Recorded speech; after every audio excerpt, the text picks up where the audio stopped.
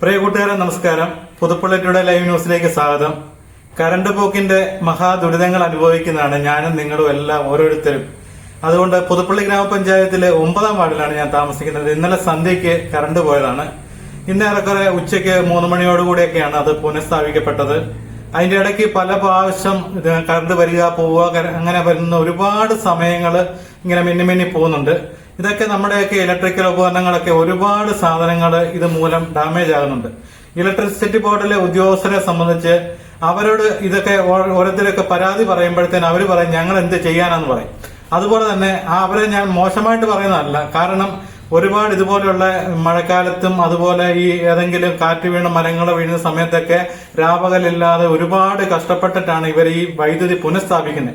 അതിനൊന്നും ഞാൻ ഒരു കുറ്റവും പറയുന്നില്ല. ആ ഒരു ജോലി ചെയ്യുന്നവരെ അംഗീകരിക്കുകയും ചെയ്യുന്നു, ബഹുമാനിക്കുകയും ചെയ്യുന്നു. അതെല്ലാം കാര്യങ്ങൾ ശരിയാണ്. പക്ഷെ ഈ കറണ്ട് പോകുന്ന സമയത്ത് നമ്മൾ ഇലക്ട്രിസിറ്റി ബോർഡിലോട്ടൊന്ന് വിളിച്ചു കഴിഞ്ഞാൽ അതുവരെ നിലവിൽ വർക്കിംഗ് ആയിരുന്ന ഫോൺ പിന്നെ നിശ്ചലമാണ്. പിന്നെ ഫോൺ എടുക്കത്തില്ല. അതാണ് ഇവരുടെ ഒരു സ്ഥിരം പരിപാടി. അതൊന്നെങ്കിൽ ഫോൺ ഊരി വെക്കും. പലയിടത്തും ഇതുപോലുള്ള സംഭവങ്ങൾ ഉണ്ടായിട്ടുണ്ട്. ഇന്നലെ ഞാൻ രാത്രി 2 പ്രാവശ്യം ഒന്ന് ഓർത്താണ് ഇലക്ട്രിസിറ്റി ബോർഡ് വരെ പോകാൻ വേണ്ടി. ഇനി ഞാൻ പോകും. ഇന്നലെ കറണ്ട് പോയ സമയം തൊട്ട് ഞാൻ ഈ നമ്പറിൽ വിളിക്കുന്നതാണ്. ആ നമ്പർ നിലവിലില്ല, അല്ലെങ്കിൽ ബിസിയാന്ന് കാണിക്കുന്നുണ്ട്, അല്ലെങ്കിൽ വിളിക്കുന്നത് ബെല്ലടിക്കുന്നില്ല, അതങ്ങ് കട്ടായി പോവാണ്. ഇതെന്താ ഇവർ ചെയ്യുന്നതെന്ന് ഒരു പിടുത്തവും ഇല്ല. അതുവരെ വർക്ക് ചെയ്യുന്ന നമ്പറാണ് നിലവിലില്ലെന്നും പറഞ്ഞ് കാണിക്കുന്നത്. അവരോട്ട് ഫോൺ എടുക്കത്തുമില്ല. അതുപോലെ പല വാർഡില്, പുതുപ്പള്ളി പഞ്ചായത്തിന്റെ പല വാർഡിലും ഇതുപോലുള്ള കറണ്ട് പോകുന്ന സമയത്ത് എമർജൻസി ആയിട്ട് ഇവരെ വിളിക്കുമ്പോഴത്തേന് ഈ നമ്പർ നിലവിലില്ല, അല്ലെങ്കിൽ ഇത് ബിസിയാണെന്നും പറഞ്ഞ് അങ്ങനെ കാണിക്കുന്നത്. കറണ്ട് പോകുമ്പോൾ മാത്രമേ ഉള്ളൂ ഇവർക്ക് ഈ ലൈൻ ബിസിയും അതുപോലെ നമ്പർ ബിസി, ഫോൺ എടുക്കാതിരിക്കുക കാര്യങ്ങളൊക്കെ. ഒരു എമർജൻസി ആയിട്ട് പെട്ടെന്ന് ഒരു ഇലക്ട്രിസിറ്റി സംബന്ധമായിട്ട് എന്തെങ്കിലും ഒരു പെട്ടെന്ന് അവരെ ഒന്ന് അറിയിക്കണമെന്ന് പറഞ്ഞാൽ ഇവരെ എങ്ങനെയാണ് നമ്മളിവരെ ബന്ധപ്പെടുന്നത്? ഒരു നമ്പർ തൊട്ട് ഇവരെ എടുക്കത്തില്ല. പിന്നെ എന്തിനാണ് ഇവർക്ക് ഈ നമ്പർ കൊടുത്തിരിക്കുന്നത്?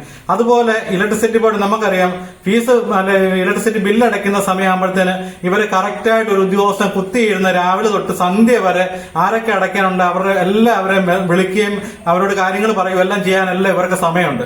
നമ്മളെ ഒന്ന് വിളിച്ച് ഈ കറണ്ട് പോകുന്നതിന്റെ കാരണം എന്താണെന്ന് ചോദിക്കുമ്പോൾ ഇവർക്കൊട്ട് സമയമില്ല. ഒരു ഉദ്യോഗസ്ഥന് സമയമില്ല. പിന്നെ എന്തിനാണ് ഇവർ എന്നെ കാര്യത്തിനാണ് ഈ ഓഫീസിൽ ഇരിക്കുന്നത്?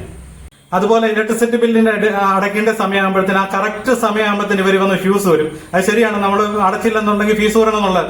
ഒരു ദിവസം പോലും ഇവർ സമ്മതിക്കത്തില്ല. ഇവർ പറയുന്നത് ഞങ്ങൾക്ക് മേളിൽ നിന്നുള്ള നിർദ്ദേശമാണ് ഫീസ് വരണം എന്ന് പറഞ്ഞത്. അതുപോലെ കോടിക്കണക്കിന് രൂപ കൊടുക്കാനുള്ള സ്ഥാപനങ്ങൾ ഇന്ന് കേരളത്തിലുണ്ട്. കഴിഞ്ഞ ദിവസം എടുത്തപ്പോൾ ഏതാണ്ട് 50-60 സ്ഥാപനങ്ങളാണ് കോടിക്കണക്കിന് രൂപയാണ് ഇലക്ട്രിസിറ്റി ബോർഡിന് കുടിശ്ശിയായിട്ട് കിടക്കുന്നത്. അവന്റെയൊക്കെ ഫ്യൂസ് ഊരാൻ ചെല്ലുകയാണെന്നുണ്ടെങ്കിൽ ഈ ഊരാൻ ചെല്ലുന്നതിനൊക്കെ അവിടെ നിന്ന് മൂത്രം ഒഴിക്കേണ്ടി വരും. സാധാരണക്കാരന്റെ പുറത്തല്ലേ ഇവർക്ക് കയറാൻ പറ്റത്തുള്ളൂ.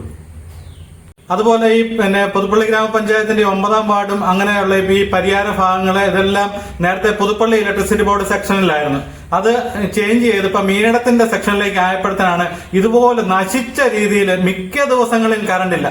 ചോദിക്കുമ്പോൾ പറയും ടച്ചിങ് വെട്ട. നിങ്ങൾക്ക് കാണാമല്ലോ ഓരോ സ്ഥലത്തെ ടച്ചിങ് വെട്ടിന്റെ കാര്യങ്ങളൊക്കെ കാണാമല്ലോ. ഒരുപാട് ഉദ്യോഗസ്ഥന്മാർ കഷ്ടപ്പെടുന്നുണ്ട്, ഇല്ലെന്നല്ല പറഞ്ഞത്. ഇതുപോലുള്ള തോന്നിയവാസത്തിനൊക്കെ ആരോടാ നമ്മൾ പരാതി പറയുന്നത്?